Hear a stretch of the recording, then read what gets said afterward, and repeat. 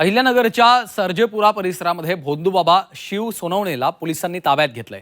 घराखाली सोनं दडलेलं आहे असं सांगत एका व्यक्तीला चक्क स्वतःचं घर पाडण्यास भाग पडलं। तर संबंधित व्यक्तीकडनं 50,000 रुपये देखील उकळलेले आहेत।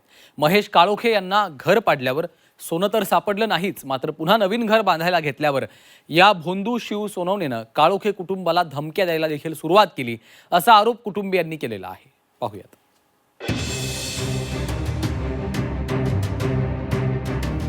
अहिल्यानगर पोलिसांच्या ताब्यात असलेला हा आहे शिव सोनावणे।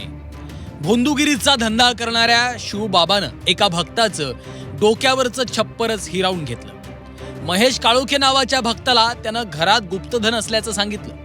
हे गुप्तधन मिळवण्यासाठी चक्क घर पाडण्याचा सल्ला दिला।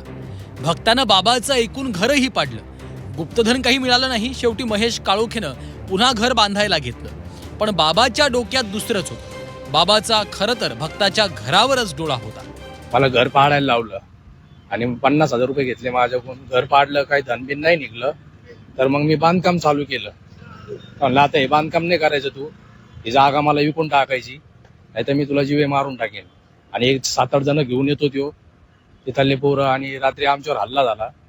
माझ्यावर कुऱ्हाड ओवरून त्यांनी मारलं, पण मी तोफखाना पोलीस स्टेशनला कंप्लेंट पण केलेली आहे। शिवबाबाचं खरं स्वरूप लक्षात आल्याच्या नंतर भक्तानं थेट पोलिसात धाव घेतली। पोलिसांनी या प्रकरणात शिवबाबा उर्फ शिव सोनावणे विरोधात गुन्हा दाखल केला असून त्याला ताब्यात घेतलं। त्यांच्या जागेत गुप्तधन आहे असे त्यानं फिर्यादी आणि त्याच्या कुटुंबाला सांगून त्यांच्या जागेत पूजा वगैरे केली। त्या बदल्यात त्यांच्याकडून 50,000 रुपये घेतले आणि त्यांची फसवणूक केलेली आहे अशी तक्रार आमच्याकडे तोफखाना पोलिसांना प्राप्त झाल्यानंतर आम्ही त्या आरोपीला शिव सोनवणे याला तत्काळ ताब्यात घेऊन या गुन्ह्यात अटक केलेली आहे।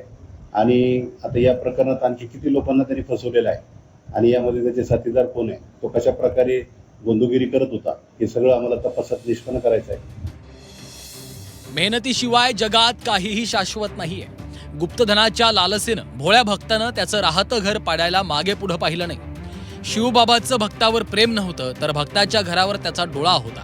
या प्रकारानं या भोंदूबाबांवर कितपत विश्वास ठेवावा हे पुन्हा अधोरेखित झालं। लैलेश बारगजे, झी 24 तास, अहिल्यानगर।